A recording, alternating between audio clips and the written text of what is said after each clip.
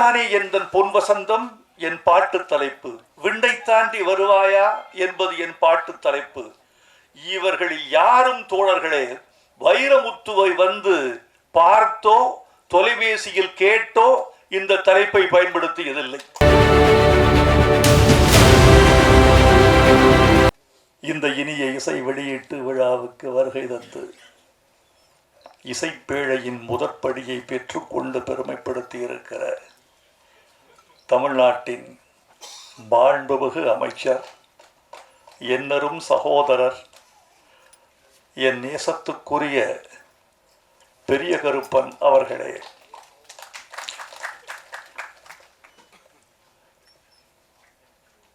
படக்குழுவை சார்ந்த நண்பர்களே, மேடையில் அமர்ந்திருக்கும் மேன்மைக்குரிய கலை பெருமக்களே, பாசத்திற்குரிய பத்திரிகையாளர்களே, ஊடக உறவுகளே, கலை உலகத்தின் முன்னணி முகங்களே, தாய்மார்களே, உங்கள் அனைவருக்கும் எனது அன்பான வணக்கத்தை தெரிவித்துக் கொள்கிறேன்.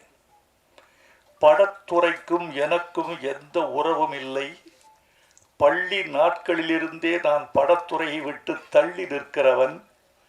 இன்று இந்த விழாவுக்கு வந்து நான் கலை உலகத்தோடு உறவாட வந்திருக்கிறேன். எனக்கு இது அந்நியமாக இருக்கிறது என்ற பொருளில் நம்முடைய மீசை அமைச்சர் இங்கு அற்புதமாக உண்மையை சொன்னார். ஆனால் ஒன்று சொல்ல வேண்டும் உங்களுக்கு, கூட்டுறவுத்துறை உங்களுக்கு அது மட்டும் போராது, பாட்டுறவுத்துறையும் உங்களுக்கு கூட இருந்தால்தான் உங்கள் மனசு பூரணமாகும் என்று அவரை இந்த விழாவுக்கு அழைத்திருக்கிறார்கள் என்று நினைக்கிறேன். வேலுச்சாமி, விஷ்ணுபிரியா, சஞ்சனா சிங், ராகுல், இயக்குனர் காளிமுத்து, இசையமைப்பாளர் ராம்ஜி உள்ளிட்ட கலைஞர்களை நான் பெரிதும் பாராட்டுகிறேன். இந்த விழாவில் அமைச்சர் பேசுகிற பொழுது இசையமைப்பாளர் பெயரை உச்சரிக்க முயன்றார். சபேஷ் முரளி என்று சொன்னார். தப்பில்லை, சபேஷ் முரளியும் ஒரு சிறந்த இசையமைப்பாளர் தான். பக்கத்திலிருந்து நண்பர்கள் சொன்னார்கள், நீங்கள் தவறுதலாக சொல்லிவிட்டீர்கள், இந்த படத்துக்கு இசை சபேஷ் முரளி அல்ல, ராம்ஜி என்று சொன்னார்கள். அடிச்சாரு பாருங்க முதலமைச்சர்.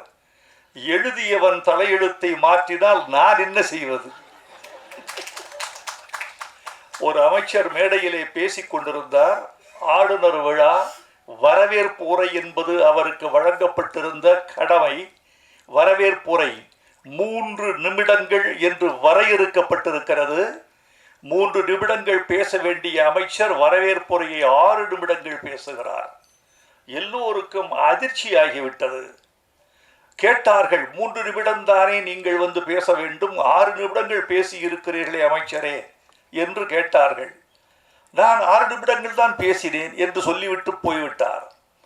உள்ளே சென்று நேர்முக உதவியாளரை அழைத்து கேட்டார், 3 நிமிடம் தானே நீ எழுதித்தர வேண்டும், 6 நிமிடங்கள் ஏன் எழுதி தந்தாய்? அதற்கு உதவியாளர் சொன்னார், ஐயா மன்னிக்க வேண்டும், நான் 3 நிமிடங்களின் உரையை 1+1 வைத்திருந்தேன், நீங்கள் அதை 2 முறை வாசித்து விட்டீர்கள், என்னை மன்னிக்க வேண்டும் என்றார். எழுதி தருகிறவர்கள் சரியாக இருந்தால்தான் கடமை சரியாக நடக்கும் என்பதற்கு இன்றைய நிகழ்ச்சியும் உதாரணம்.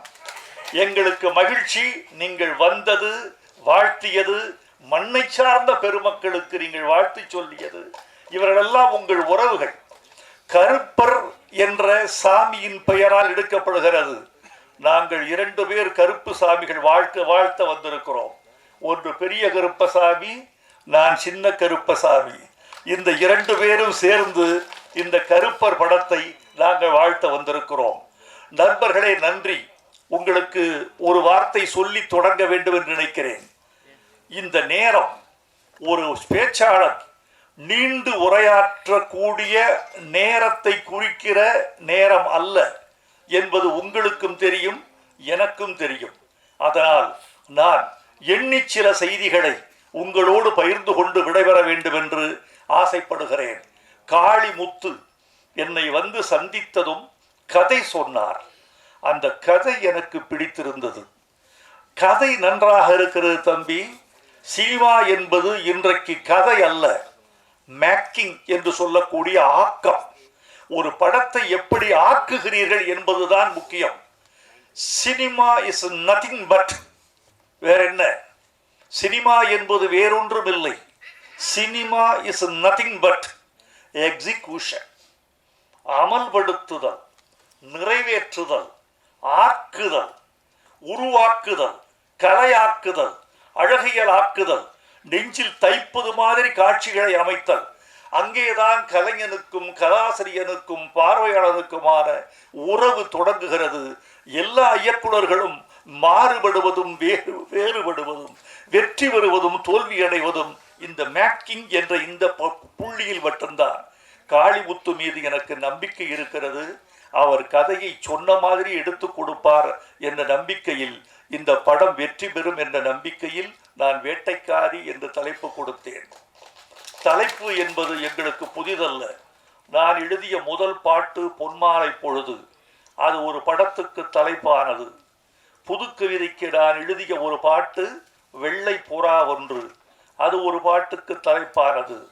என் பல்லவி பூவே பூச்சூடவா, அது அந்த படத்துக்கு தலைப்பானது. இப்போதுதான் தெரிந்து கொண்டேன், திருப்பாச்சி என்பது கூட என் பாட்டுக்குள்ளிருந்து வந்த தலைப்பு என்று. இப்படி எத்தனை பேர் ரகசியமாக என்னை பயன்படுத்தி இருக்கிறார்கள் என்பதை நான் அறிய மாட்டேன். நீதானே எந்தன் பொன் வசந்தம் என் பாட்டு தலைப்பு. விண்ணை தாண்டி வருவாயா என்பது என் பாட்டு தலைப்பு. இவர்களில் யாரும் தோழர்களே வைரமுத்துவை வந்து பார்த்தோ தொலைபேசியில் கேட்டோ இந்த தலைப்பை பயன்படுத்தியதில்லை. அத்தனை பேரும் வைரமுத்து நமக்கானவன், தமிழ் நமக்கானது, ஏன் கேட்க வேண்டும் என்ற உரிமையில் எடுத்துக் கொள்கிறார்கள். நானும் கேட்பதில்லை. நீங்கள் கேட்பதில்லையா என்று சில பேர் கேட்டார்கள். நான் ஜெயகாந்தன் பதிலை சொன்னேன். ஜெயகாந்தன் சொன்னார், புதிய வார்ப்புகள் என்பது உங்கள் படைப்பல்லவா, உங்கள் சிறுகதை தொகுதி அல்லவா? அதை பாரதி ராஜா உங்களை கேட்டு எடுத்தாரா கேட்காமல் எடுத்தாரா என்று கேட்டார். கேட்கவில்லை என்று சொன்னார். நீங்கள் கேட்கக்கூடாதா? ஜெயகாந்தன் சொன்ன பதிலைத்தான் நான் உங்களுக்கு சொல்லிக் கொள்ள வேண்டும் என்று ஆசைப்படுகிறேன். ஏன் கேட்க வேண்டும்? இல்லாதவர்கள் எடுத்துக் கொள்கிறார்கள். இது ஜெயகாந்தன் சொன்ன பதில். அதைத்தான் நானும் சொல்கிறேன். எப்படியோ நல்ல வழியில் தமிழ் கொழிக்க வேண்டும், தமிழ் செழிக்க வேண்டும். உச்சரிக்கப்படுகிற போது நாவில் தேன் ஊற வேண்டும், செவியில் வந்து ஒரு தென்றல் வீசிவிட்டு போக வேண்டும், மனதில் ஒரு கிளர்ச்சி உண்டாக வேண்டும்.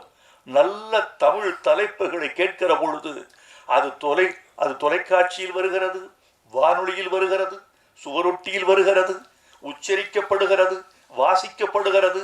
ஒரு தலைப்பு என்பது ஒரு தலைப்பு மட்டுமல்ல தோழர்களே.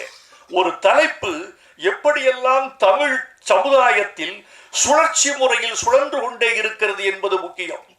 தமிழ் செல்வி, தேன்மொழி, செங்குட்டுவன், சோழன் என்று நீங்கள் பெயர் வைத்தால் எப்படி தெரியுமா தமிழ் வளர்கிறது தோழர்களே? பள்ளிக்கூடத்தில் ஒலிக்கிறது, கல்லூரியில் ஒலிக்கிறது, அழைக்கிற போது ஒலிக்கிறது, திருமண பத்திரிகையில் ஒலிக்கிறது, பாஸ்போர்ட்டில் இருக்கிறது, ரேஷன் கார்டில் வருகிறது. உங்கள் பெயர் தமிழ் சமுதாயத்தில் சுழற்சி முறையில் சுழன்று கொண்டே இருக்கிறது. ஒரு நல்லவர் தமிழ் பெயர் இருந்தால் அதனால் தமிழ் நீட்சி அடைகிறது, தமிழ் ஆட்சி செய்கிறது. ஒரு திரைப்படத்தின் தலைப்பு என்பது உலகத்தால் கவனிக்கப்படுகிறது. அதனால்தான் நான் கெஞ்சுகிறேன், உங்களை கேட்டுக்கொள்கிறேன், அன்போடு பரிந்துரைக்கிறேன். நல்ல தமிழில் தலைப்பு வையுங்கள். ஆங்கிலத்தில் தலைப்பு வந்தால் அந்த படம் ஓடிவிடும் என்று நீங்கள் கருதினால் அதற்கு சான்றுகள் இருந்தால் ஏற்றுக்கொள்கிறேன். தமிழில் தலைப்பு வைத்தால் படம் ஓடாது என்று நீங்கள் கருதினால் அதற்கும் சான்று தந்தால் ஏற்றுக்கொள்கிறேன். உங்களை ஒன்று கேட்கிறேன், ஒரு நல்ல தமிழ் ஏன் ஆந்திராவில் செல்லுபடியாக கூடாது? கன்னடத்தில் ஏன் செல்லுபடியாக கூடாது? ஒரு இந்தி தமிழ்நாட்டில் செல்லுபடியாகிற போது ஒரு தமிழ் அறியாத மாநிலங்களில் ஏன் செல்லுபடியாக கூடாது? நீங்கள் அப்படித்தானே தமிழை செல்லுபடி ஆக்க வேண்டும், அப்படித்தானே ஆக்க முடியும். அதனால் உங்களை அன்போடு கேட்டுக்கொள்கிறேன். வேட்டைக்காரி என்ற தலைப்பை அவர் ஏற்றுக்கொண்டதற்காக காளிமுத்துவுக்கு நான் என்னுடைய அன்பை, நன்றியை தெரிவித்துக் கொள்கிறேன். நீங்கள் கருதலாம், காளிமுத்து காளிமுத்து என்ற இந்த கிராமத்தான் என்னிடம் வந்ததும் முகத்தை பார்த்து, நிறத்தை பார்த்து, அவர் உடல் மொழியை பார்த்து, அவர் ஆடை அணிந்திருக்கிற அந்த அசுரத்தையை பார்த்து இவரை ஏற்றுக்கொள்ளலாமா வேண்டாமா என்று நான் கருதவில்லை. இவனைத்தான் ஏற்றுக்கொண்டு ஆதரிக்க வேண்டும் என்று நினைத்தேன். இவன் நம்மவன், நம் மன்னவன், என்னுடைய உறவினன் என்றால் ஜாதி கீதி எனக்கு தெரியாது, யாரையும் நான் கேட்கறது இல்லை. தமிழர், பச்சை தமிழர், நிறத்தால் கருப்பு தமிழர், இவனை ஆதரிக்க வேண்டும் என்று நான் கருதினேன். யாருக்கு என்ன குணம் என்று தெரியாது. நிராகரிக்கப்பட்டவர்களெல்லாம் எந்தெந்த உயரத்தில் இருந்தார்கள் என்பது உங்களுக்கு தெரியாது. ஒரு நடிகர் தான் நடித்த இயக்குனரிடம் சென்று கெஞ்சுகிறார். அந்த இயக்குனரை பார்த்து கெஞ்சுகிறார், இதான் என்னுடைய முதல் படம், தயவு செய்து இயக்குனர் அவர்களே எனக்கு ஒரு க்ளோஸ்அப் போட முடியுமா படத்துல? ஒரு இயக்குனரை பார்த்து கெஞ்சுகிறார் ஒரு நடிகர், எனக்கு ஒரு க்ளோஸ்அப் போட முடியுமா? ஏன் மேம், உன் முகத்துக்கு க்ளோஸ்அப் கேட்குதா? உன் முகம் சரியில்லை, பல்லு வேற எத்திக்கிட்டு இருக்கு, க்ளோஸ்அப் போட்டா படத்துல ஒரு அருவருப்பு வரும், வேண்டாம், நான் பார்த்துக்கிறேன், நீ போ. அப்படி நிராகரித்த இயக்குனருக்கு பெயர் எல்லிஸ் ஆர் டங்கன். அப்படி நிராகரிக்கப்பட்ட நடிகர் மக்கள் திலகம் எம்ஜிஆர். எந்த முகம் நிராகரிக்கப்பட்டதோ அந்த முகத்தை நெஞ்சில் பச்சை குத்தி கொண்டு ரசிகர்கள் இருந்தார்கள் என்பதை உங்களுக்கு தெரியும். எனவே யாரை நிராகரிக்க வேண்டும் என்று நாம் நினைக்கிறோமோ அவர்களிடம் நாம் சென்று அவர்கள் நிழலில் இழைப்பார வேண்டிய காலம் வந்தாலும் வரும். இன்னொரு நடிகர், இவரை இந்த படத்தை விட்டு தூக்கி விடுங்கள் என்கிறார்கள். ஏன்? இந்த ஆள் வசனம் பேசினால் மீன் வாயை திறப்பது போல இருக்கிறது, இப்படி சொல்லியிருக்காங்க. இவர் வாய் திறந்தால் மீன் வாய் திறப்பது போல இருக்கிறது, வாயை திறக்காமல் வசனம் பேச சொல்லுங்கள், அது எப்படிங்க முடியும்? இவரை நீக்கிவிட்டு இந்த பாத்திரத்திற்கு KR ராமசாமியை வந்து பிக்ஸ் பண்ண முடியுமா என்று கேட்டிருக்கிறார்கள். அப்படி கேட்கப்பட்டவர் நடிகர் திலகம் சிவாஜி கணேசன். படம் பராசக்தி. எந்த நடிகனை நீக்கிவிட்டு நீங்கள் வேறு ஆளை வைத்து படமிடுங்கள் என்று சொல்லப்பட்டதோ அந்த நடிகன் 50 ஆண்டு காலம் தமிழ் கலை உலகை சிம்மாசனமிட்டு ஆண்டு விட்டு போனான். யாரை யார் நிராகரிப்பது? காளிமுத்துவை நான் நிராகரித்தால் என்னை நானே நிராகரித்து விடுவதாக அர்த்தமாகிவிடும். ஒரு நடிகை, ஒரு இயக்குனர் தேடிக்கொண்டிருக்கிறார் ஒரு புதுமுகத்தை. ஒரு நடிகை வருகிறார், அந்த புகைப்படங்களை எல்லாம் ஒட்ட வைத்து பார்க்கிறார். இந்த கோணம் மறுகோணம், இப்படி பார்க்கிறார், அப்படி பார்க்கிறார். பெண்ணை வரவழைத்து பார்க்கிறார். பார்த்து விட்டு சொன்னார், பெண்ணே, இன்னும் சினிமாவுக்கான முக வெட்டு, முக கோணம் இன்னும் வரவில்லை. இந்த போட்டோஜெனிக் ஃபேஸ் இன்னும் உனக்கு வந்து சேரவில்லை. வருமா வராதா தெரியாது. இன்னும் ஒரு 5 வருஷம் கழிச்சு ஒரு போட்டோவை அனுப்பு. என்னுடைய கோணத்தில் அது சரியாக இருந்தால் உன்னை ஏற்றுக்கொள்கிறேன். அப்படி நிராகரித்தவர் இயக்குனர் ஸ்ரீதர், நிராகரிக்கப்பட்டவர் ஹேமமாலினி. இந்த நிராகரிப்பினாலேயே அந்த அம்மையார் இந்திக்கு சென்று வெற்றி பெற்ற பிறகு, என் வாழ்நாளில் என்னை நிராகரித்த தமிழ் சினிமாவில் நடிக்க மாட்டேன் என்று ஒரு உத்தரவாதம் எடுத்துக்கொண்டதாக என் செவிகளுக்கு வந்தது. இதில் எவ்வளவு உண்மை என்று எனக்கு தெரியாது. என் செவிகளுக்கு வந்த செய்தியை உங்களுக்கு சொல்ல வேண்டும்.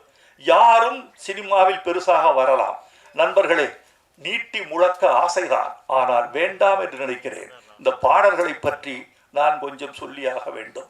எவ்வப்பொழுதெல்லாம் ஒரு கவிஞன் தன் கவிதையை கொண்டு போய் பாட்டுக்குள் செருகுகிறானோ, பாட்டு என்ற சிம்மாசனத்தில் கவிதைக்கு எப்போது முடிசூடுகிறானோ அப்போதெல்லாம் தமிழ் பாட்டு உச்சத்தில் கொடிகட்டி பறந்திருக்கிறது. நான் இப்போது ஒன்று சொல்லிக்கொள்ள வேண்டுமா நண்பர்களே, ஊடக நண்பர்களே, இதோ நேரடி ஒளிபரப்பில் கூட யூடியூப் நண்பர்கள் இதை ஒளிபரப்பிக் கொண்டிருக்க கூடும். அல்லது நாளை விடுவதற்குள் எப்படி தெரியுமா ஆச்சரியப்படுறேன் தெரியுமா? நான் இங்கு பேசுகிறேன், நான் வீட்டுக்கு போயிடுறேன். காலையில் 5 மணிக்கு எழுந்து 5:45 என் புல்வெளிக்கு வந்து விடுகிறேன் பத்திரிகை படிக்க. 3/4 மணி நேரத்தில் என் யோகாசனமோ நடைப்பயிற்சியோ முடிச்சுட்டு ஒரு காலையில் பத்திரிகை படிக்கல பைத்தியம் பிடிச்சிரும். பத்திரிகை படிக்க உட்கார்றேன். தொலைபேசி வருகிறது 6:15. ஐயா, நேற்று சாயந்தரம் நீங்க பேசின பேச்சு அற்புதம், பின்னிட்டீங்க, இந்த விஷயத்தை மட்டும் நீங்க தவிர்த்து இருக்கலாம். எப்படி? நேற்று மாலை நான் பேசுகிற பேச்சுக்கு அதிகாலை 6:15 வந்து விமர்சனம் வருகிறது, பாராட்டு வருகிறது. பூமாலையோ அம்போ அதிகாலையில் என் மார்பில் விழுகிறது. இவ்வளவு வேகமாக இருக்கு உங்க ஊடகம். உங்க ஊடகத்தை நான் பாராட்டுகிறேன். தயவு செய்து இந்த ஊடக ஆற்றலை நன்மைக்கு மட்டுமே பயன்படுத்துங்கள்.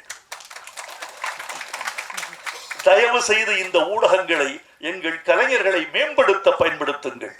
தமிழ்நாட்டின் விழுமியங்களை, தமிழ்நாட்டின் மேன்மைகளை, இலக்கியங்களை, நல்லியல்புகளை, இன்னும் செத்து போகாத நீதியை, இன்னும் தோற்று போகாத உறவுகளை, இன்னும் எங்கள் மூதோதையர்களை வழிபடக்கூடிய அந்த முன்னுரிமையை போற்றுவதற்கும் காப்பாற்றுவதற்கும் இந்த ஊடகங்கள் பயன்பட வேண்டும் என்று நான் கருதுகிறேன். இப்போது சொல்கிறேன், எவ்வப்போதெல்லாம் நல்ல பாடல்கள் வந்து தெரியுமா? கவிஞன் கவிதையை தொட்டுக்கொண்டு எழுதிய போதுதான். கவிஞர் கண்ணதாசன் ஒரு பாட்டு எழுதினார். வானம் அழுவது மழை எனும் போது, வையம் அழுவது பனி எனும் போது, கானம் அழுவது கலை எனும் போது, கவிஞன் அழுவது கவிதையாகாதோ?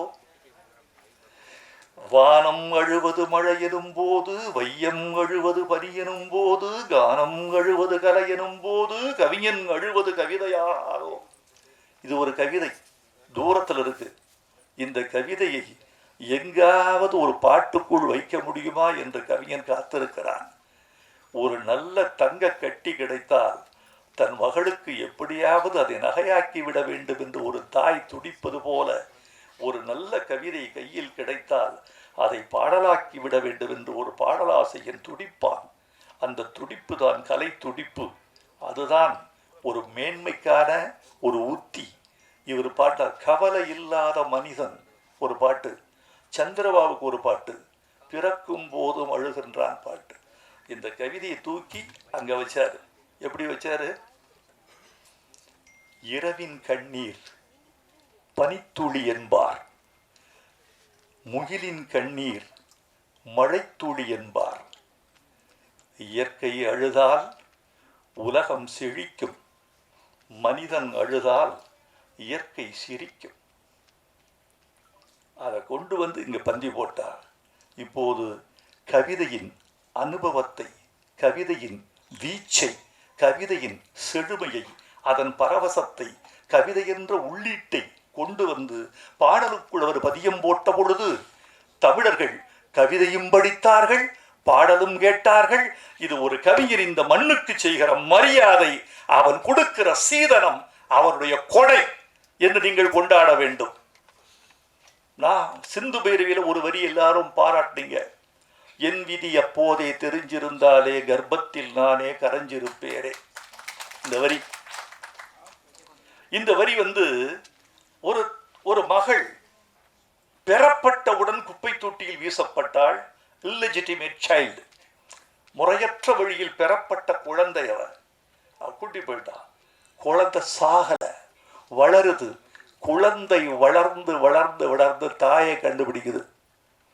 அந்த தாய் முன்னால ஒரு பாட்டு பாடுது அந்த குழந்தை. பாலச்சந்தர் என்ற மகா கலைஞனுடைய கதையில் ஒரு எவ்வளவு முக்கியமான செய்தி. காளிமுத்து போன்றவர்களுக்கு, நம்முடைய பேரரசு போன்றவர்களுக்கு இப்போ ஏன் நல்ல பாட்டு வரலன்னு நீங்க நினைக்கிறீங்க? சொல்லுங்க பார்ப்போம். இசைக்கு பஞ்சமில்லை, மொழிக்கு பஞ்சமில்லை, இயக்குநர்களுக்கு பஞ்சமில்லை, தொழில்நுட்பத்திற்கு பஞ்சமில்லை. எதற்கு பஞ்சம் என்றால், பாடல்களை உட்கார வைப்பதற்கு உங்க கதையில் இடுப்பு இல்லை தம்பி. இந்த குழந்தை எங்க உட்கார வைப்பீங்க? உங்க இடுப்புல உட்கார்ந்தா அந்த குழந்தை வலிக்கு விழுந்து செத்தே போகும். உட்கார இடம் இல்லை. அந்த காலத்துல பாட்டுல தோல்ல ஒரு குழந்தை, கதையின் தோளில் ஒரு குழந்தை, வலத்தோளில் ஒரு குழந்தை, இடத்தோளில் ஒரு குழந்தை, கக்கத்தில் ஒரு குழந்தை, மறுகக்கத்தில் ஒரு குழந்தை, ஓரிடுப்பில் ஒரு குழந்தை, மறு இடுப்பில் ஒரு குழந்தை, இப்படி 6 பாடல்கள் உட்காரும். இன்னைக்கு உட்காருவதற்கு கதையில இடுப்பு இருக்கா? இடம் இருக்கா? நாற்காலி இருக்கா? ஏதாவது ஒரு பாட்டை எழுதி கொடுத்தால் அந்த பாட்டு முதல்ல ஒரு பாட்டு 7 நிமிஷம் 8 நிமிஷம் இருக்கும்.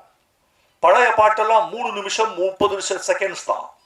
இப்போ ஒரு பாட்டு 5 நிமிட பாட்டை 5 நிமிடத்திற்கு பயன்படுத்துவதற்கு உங்கள் கதை அனுமதிக்கவில்லை.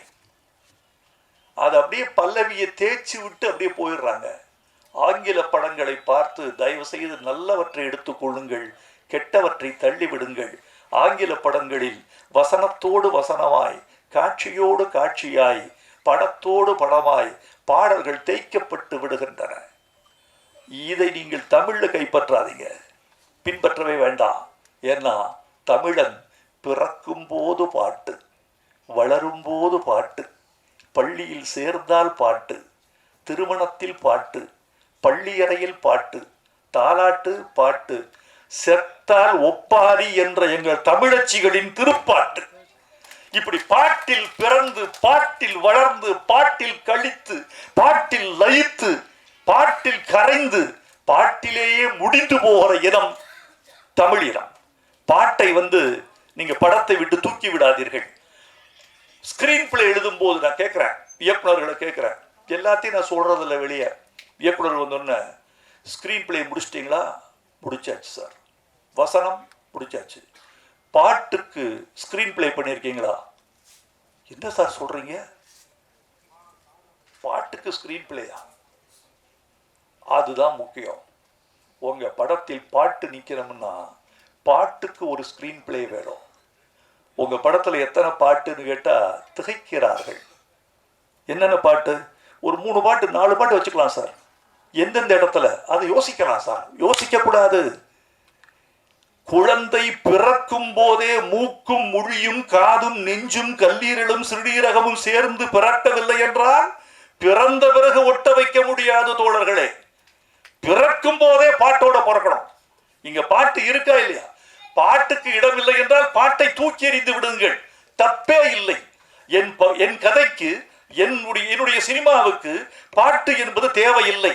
பாட்டு என்பது 6ஆம் விரல், இடைஞ்சல் தேவையில்லை என்று நீங்கள் தூக்கி எறிந்து விட்டால் ஒரு கவலை இல்லை. அந்த நாள் இந்த பாட்டு வேண்டி இருந்ததா? ஒரு பாடலாசிரியன், நான் பாட்டு பரபரப்பா எழுதி கொண்டிருக்கிற போது பாலச்சந்திரனை அழைத்தா, ஒரு படம் நீங்கள் செய்து தர வேண்டும்.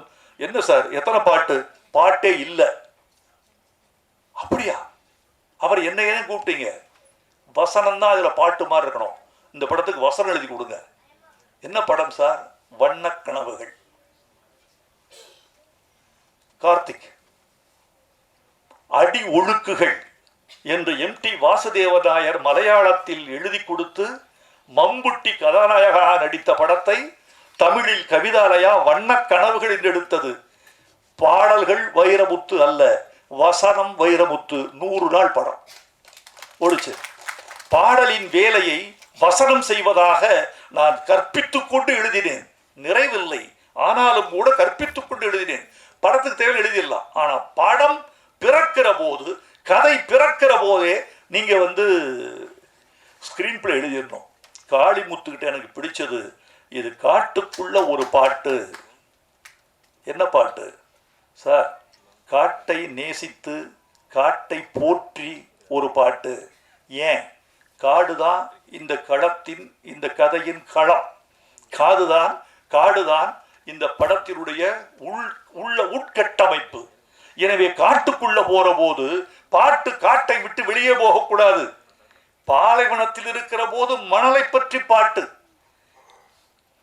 மருதளத்தில் இருக்கிற போது நெல்லை பற்றி பாட்டு, குறிஞ்சினத்தில் இருக்கிற போது தேனை பற்றி பாட்டு, காட்டுக்குள்ளே இருக்கிற போது காட்டை பற்றி பாட்டு என்று சொன்னவுடன் நான் என்கிட்ட விட்டுருங்க தம்பி, நான் என்கிட்ட விடுங்க, நான் பார்த்துக்கிறேன். நான் ஒரு கவிதை எழுதியிருந்தேன்.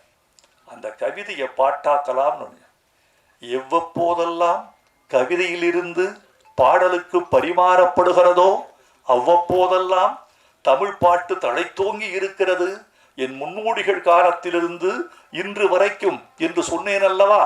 என் கவிதையை எடுத்து வைத்தேன். சீ மிருகமே என்று மனிதனை திட்டாதே மனிதனே. எந்த விலங்கும் இறைப்பைக்கு மேலே இன்னொரு வயிறு வளர்ப்பதில்லை. எந்த புறாவும் தஞ்சோடி என்று பிற ஜோடி தொடுவதில்லை. கர்ப்பவாசனை கண்டுகொண்டால் காளை பசுவை சேர்வதில்லை. விலங்குகளுக்கு தொடுநோய் இல்லை தெரியுமோ? எந்த விலங்குக்கும் சர்க்கரை வியாதி இல்லை. எந்த பறவையும் கூடு கட்டி வாடகைக்கு விடுவதில்லை. மாண்டால் மானின் தோல் ஆசனம், மயிலின் தோகை விசிறி, ஒட்டகத்தின் எலும்பு ஆபரணம். நீ மாண்டால் பலரை நெருப்பே நிராகரிக்கும் என்பதால் தானே புதைக்கவே பழகிறோம்.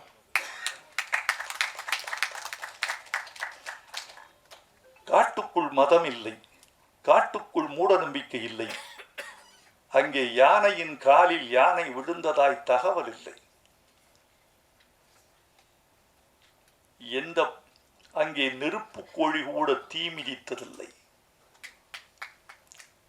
பௌத்த பசு, மகமதியமான், சீக்கிய சிங்கம் காட்டுக்குள் காட்ட முடியுமா? அங்கே மதம் பிடித்தாலும் மதவாதம் பேசுவதில்லை யானைகள். நீ விலங்கை பார்த்து சீ மிருகமேனு திட்டாத. கொஞ்சம் பொருள், காட்டுக்குள் என்ன சுத்தம். ஒரு மிருகம் இன்னொரு மிருகத்தை ஏசுகிறது. சீ மனிதனே. இப்படி ஒரு கவிதை எழுதி முடித்தேன். இந்த கவிதையை கொண்டு போய் காளிமுத்துக்கு பயன்படுத்தினால் என்ன என்று நினைத்தேன். நீங்கள் நினைக்கலாம் தோழர்களே, இந்த படம் எவ்வளவு வெற்றி பெறும் என்று எனக்கு தெரியும். இந்த படத்தின் வியாபாரம் என்ன என்று தெரியும். இந்த படத்தை எத்தனை தமிழர்கள் பார்ப்பார்கள் என்று தெரியும். உதாரணமாக என் நண்பர், எனக்கு திரையுலக நண்பர்களில் திரையரங்க உரிமையாளர்களும் சில பேர் இருக்கிறார்கள். அவர்கள் சொன்ன ஒரு தகவலை சொல்லுகிறேன், நீங்கள் அதிர்ந்து போவீர்கள். நாளுக்கு நாள் திரையரங்கத்தில் திரைப்படம் பார்க்கிற தமிழர்களின் எண்ணிக்கை குறைந்து கொண்டே வருகிறது. இந்த நம்பர் ஆஃப் ஆடியன்ஸ். ஒரு காலத்துல 1.5 கோடி மக்கள் பார்த்த படம் வச்சுக்கோங்க, அப்புறம் 1.25 கோடி, அப்புறம் 1 கோடி, 35 லட்சம் பேர் பார்த்தாலே இன்னைக்கு பெரிய படம். இப்படி ஆயிடுச்சு. ஏனென்றால் தமிழர்கள் சிதறி கிடக்கிறார்கள். அமைச்சருக்கு திரையுலகம் தெரியாது, ஆட்சியில் வல்லவர், அவருக்கு அதெல்லாம் தெரிஞ்சிருக்கும். எப்படி கேட்டீங்கன்னா, செல்போனில், தொலைக்காட்சியில், அப்புறம் உங்கள் யூடியூப்பில் எல்லாரும் சிதறி கிடக்கிறார்கள். பெண்கள் தொலைக்காட்சி தொடர்களில் இருக்கிறார்கள். அவங்க திரையரங்கத்துக்கு வர்றதில்லை. அப்போ சினிமாவின் தரம் தாழ்ந்ததற்கு என்ன காரணம் என்று வைரமுத்து நினைக்கிறான் என்றால், ஒன்று சொல்கிறேன், யாருக்கு திரையுலகம் பங்கு வைக்கப்படுகிறதோ, பந்தி வைக்கப்படுகிறதோ, அவர்களின் உயரத்துக்குத்தான் சினிமா எடுக்கப்படுகிறது. ஒரு காலத்தில் படித்தவர்கள், பெண்கள், ஆசிரியர்கள், இளைஞர்கள், முதியவர்கள், குடும்பத்தார், குழந்தைகள் என்று கூட்டம் கூட்டமாக வீரபாண்டிய கட்டபொம்மனை வண்டி கட்டி போய் பார்த்திருக்கிறோம். மதுரை வீரனை கட்டை வண்டி கட்டி போய் பார்த்திருக்கிறோம். நாடோடி மன்னனை ஒரு சைக்கிளில் 4 பேர் ஏறி போய் பார்த்திருக்கிறோம். அங்க போன எல்லா தரப்புக்கும் வந்திருப்பார்கள். அப்படியே குறைஞ்சது 50களில் 60களில் 70களில். இப்ப என்னன்னா மாறி போச்சு. இப்ப எல்லாம் மாறி போச்சு. இப்ப திரையரங்கத்துக்கு வருகிறவர்கள் யாருன்னு கேட்டா உழைப்பாளிகள், அவங்க வர்றாங்க. அப்புறம் காதலர்கள், திரை எங்கு இருக்கிறதோ அதற்கு எதிர்ப்புறமாக திரும்பி உட்கார்ந்து கொள்கிற காதலர்கள் வருகிறார்கள். சினிமா இங்க ஓடிக்கிட்டு இருக்கு, அவங்க படம் அங்க ஓடிக்கிட்டு இருக்கு. இவர்கள் வருகிறார்கள். இவர்கள் சினிமாவை 2 நாற்காலிகளுக்காகவும் அந்த ஒலிகளுக்காகவும் தான் நேசித்து திரையரங்கத்துக்கு வருகிறார்கள். சொல்ல போனா இந்த சம்மர்ல திரையரங்கத்தில் கொஞ்சம் கூட்டம் வந்தது. ஏன்னா ஒரு 50 ரூபா கொடுத்தா ஒரு 2 மணி நேரம் ஏசியில் இருந்துட்டு வந்துடலாம், அதற்காக வருகிறார்கள். இப்ப இந்த பாட்டாளிகளின் உயரம் என்ன, இந்த காதலர்களின் தேவை என்ன? இதுக்கு தான் சினிமா, இதுக்கு தான் ஸ்கிரிப்ட், இதுதான் வசூல் என்று வருகிறது. சினிமாவின் நிலைமை கவலைக்கிடமாக இருக்கிறது. சினிமா தன்னுடைய ஊடகங்களை மாற்றி கொண்டிருக்கிறது. சினிமா தன்னுடைய தளங்களை விட்டு நகர்ந்து கொண்டிருக்கிறது. இந்த நேரத்தில் பழைய ஃபார்முலாக்களை விட்டு புதிய தளத்தில் சினிமா இயங்க வேண்டும். ஒன்று சொல்லிக் கொள்கிறேன், சினிமா மாற்றம் பெற்று கொண்டிருக்கிறது என்று சொல்கிறேனே தவிர, சினிமா தளத்தை மாற்றிக் கொண்டிருக்கிறது என்று சொல்கிறேனே தவிர, சினிமா அழிந்துவிடும் என்று ஒரு நாளும் நான் நம்ப மாட்டேன், ஒரு நாளும் சொல்ல மாட்டேன். மனிதன் இருக்கிற வரைக்கும் சினிமா இருக்கும், அதன் வடிவம் வேறு இடத்தில் இருக்கும். சினிமா என்பது மனிதனின் கலை தேவை. ஒரு கலை தேவை இருக்கிற போது அந்த கலை தேவையை சினிமா வெவ்வேறு வடிவங்களில் தன்னுடைய சேவையை தொடர்ந்து கொண்டே இருக்கும். சினிமா இருக்கும், வடிவம் மாறும். மாறுகிற வடிவத்தை புரிந்து கொண்டு, மாறுதலின் தேவையை புரிந்து கொண்டு எங்கள் கலைஞர்கள் நடைபோட வேண்டும் என்று நான் விரும்புகிறேன். இதைத்தான் நான் சொல்றேன். இந்த கவிதையைத்தான் இந்த பாட்டுக்குள்ள வச்சேன். நாட்டுக்குள்ள மனுஷனுக்கு மிருக வேஷம் பொருந்தி வரும். ஒருத்தன் புலி வேஷம் போட்டு ஆடுவான், சிங்க வேஷம் போடுவான், பறவை வேஷம் போடுவான். நாட்டுக்குள்ள மனுஷனுக்கு மிருக வேஷம் பொருந்தி வரும், காட்டுக்குள்ள மிருகத்துக்கு மனுஷ வேஷம் பொருந்தாது. கூடு கட்டி பறவைகளோ வாடகைக்கு விட்டதில்லை, விலங்குகளோ காட்டுக்குள்ள பட்டா போட்டு வாழ்ந்ததில்லை. மதம் பிடிச்ச யானைக்கும் மதவாதம் சொன்னதில்லை, சைவ புலி பௌத்த பசு காட்டுக்குள்ள கண்டதில்லை. பேரரசு சொன்னாரா, அமைச்சர் சொன்னாரா, மேடு பள்ளம் இருந்தாலும் அசிஸ்டன்ட் கமிஷனர் சொன்னீங்க அழகா, மேடு பள்ளம் இருந்தாலும் சமதர்மம் காட்டுக்குள்ள, சமவெளியில் வாழ்ந்தாலும் மேடு பள்ளம் நாட்டுக்குள்ள. இதை சொல்லுகிற போது அனுபவம் வருகிறது. சாலைகளில் போகிற போது வைரமுத்து சொன்ன வரி நினைவுக்கு வந்தால் அதுதான் வெற்றி. பேரரசுங்க ரொம்ப அழகா சொன்னாரே, ஒரு அழகான விஷயம். திரையில் பாட்டு ஓடிக்கொண்டிருந்தது, ஆண் குரல் வந்த பொழுதே எனக்கு ஒரு பெண் குரல் வந்தது. எதுன்னு தெரியல, திரும்பி பார்த்தா என் பக்கத்தில் உட்கார்ந்திருந்த கதாநாயகி அந்த பாட்டை பாடிக்கொண்டிருந்தார். பரவாயில்லமா, உங்களுக்கு நீங்க தாய்மொழியை பஞ்சாபியாக கொண்ட ஒரு பெண் தமிழ் பாட்டை மனப்பாடம் செய்து கொண்டு தாளில்லாமல் பாடினார் என்கிற போது இதுதானம்மா ஒரு பஞ்சாபி பெண் தமிழ் பாடுகிற போது தமிழுக்கு கிடைத்த வெற்றி என்று நான் நினைக்கிறேன். இப்படித்தான் சின்ன சின்ன ஆசைய பட்டாளத்துல, இராணுவத்துல, ஒரு பக்கம் மலையாளிகள், ஒரு பக்கம் பஞ்சாபிகள், ஒரு பக்கம் வங்காளிகள், கொஞ்சம் தமிழர்கள் எல்லாரும் இருந்திருக்கிறாங்க. அப்ப சின்ன சின்ன ஆசை ஓடிக்கிட்டு இருக்கு. அப்போ அது அப்படியே இந்தியில் மொழிபெயர்க்கப்பட்டு சோட்டி சோட்டி ஆஷா அப்படின்னு வந்தது. இப்ப இந்தி பாட்டும் இருக்கு, தமிழ் பாட்டும் இருக்கு, எல்லாம் பாடிக்கிட்டு இருக்காங்க, சோட்டி சோட்டி ஆசா பாடுறாங்க. அப்ப சொல்லியிருக்காருங்க, வங்காளிகளும் மராட்டியர்களும் சேர்ந்து, அப்பா எனக்கு அந்த இந்தி பாட்டு வேண்டாம், அந்த ஒரிஜினல் பாட்டு வேணும், எனக்கு தமிழ் எங்களுக்கு புரியுதோ இல்லையோ தமிழ் ஒலி காதுக்கு கேட்கணும், அந்த ஒரிஜினல் தமிழ் பாட்டை பாடு, சின்ன சின்ன ஆசைன்னு பாடு, I want to enjoy the sounds of Tamil கேட்டிருக்காங்க. இது அங்கிருந்து எனக்கு ஒரு கடிதம் எழுதுகிறார் ஒரு பட்டாளத்து வீரர். இப்படி இருந்தோம் ஐயா, சில இந்தி பாட்டு பாடும்போது எல்லாரும் தமிழ் பாட்டை பாடுங்க, தமிழ் ஓசை கேட்கணும்னு கேட்டாங்க. இதுதான் ஐயா, நீங்க தமிழுக்கு இராணுவம் வரைக்கும் உங்க தமிழ் நீண்டு இருக்கிறதுன்னாரு. இதெல்லாம் தான் வாழ்க்கையில் நான் தமிழ் பிடித்ததற்கு அடையாளம். இதுதான் வெற்றி. நண்பர்களே, மிக்க மகிழ்ச்சி. இன்னொரு சந்தர்ப்பத்தில் இன்னும் பேசுவேன். நான் விடைபெறப் போகிறேன். எல்லாருக்கும் வாழ்த்து சொல்ல போகிறேன். இந்த கலை குழு வாழ்க. வேலுச்சாமி நீங்கள் வாழ்க. விஷ்ணுபிரியா நீங்க தாம்மா தயாரிப்பாளர், வாழ்கம்மா. வேலுச்சாமி வாழ்க. உங்கள் மீது அமைச்சர் அவ்வளவு பேரன்பு வைத்திருக்கிறார். அவருக்கு நீங்கள் நன்றி சொல்ல வேண்டும். வந்திருந்த பெருமக்கள் வாழ்க, கலைத்துறை நண்பர்கள் வாழ்க, ஊடக நண்பர்கள் வாழ்க. தயவு செய்து இந்த பேச்சில் எதையும் சர்ச்சையாக்கி விட வேண்டாம் என்று கேட்டுக்கொள். ஒன்று மட்டும் சொல்லிக்கிறேன். ஜவஹர்லால் நேரு அமெரிக்கா போயிருந்தாரு. டைம் அங்க இருந்து அமெரிக்கன் டைம்ஸ் பத்திரிகையாளர் கேட்டாங்க, நேரு ஒரு கலா ரசிகன் என்பதை அவர்கள் அறிந்திருக்கிறார்கள். ஜவஹர்லால் நேருவை பார்த்து ஒரு நிருபர் கேள்வி கேட்டார், இந்திய பிரதமருக்கு அமெரிக்காவின் இரவு விடுதிகளுக்கு செல்லும் ஆர்வம் உண்டா? கடைசி கேள்வி. அடிச்சார் நேரு. நம்மால் நேரு அறிவாளி, உலக வரலாறு எழுதியவர். அவர் சொன்னார், அப்படியா, அமெரிக்காவில் இரவு விடுதி கூட இருக்கிறதா? அப்படி அடிச்சாரு. மன்னா பத்திரிகையில் செய்தி, அமெரிக்காவில் இரவு விடுதி இருக்கிறதா, இந்திய பிரதமர் ஆர்வம்னு போட்டான். சர்ச்சையை நீங்கள் உண்டாக்க முடியும். தயவு செய்து சர்ச்சையை உண்டாக்கி விடாதீர்கள்.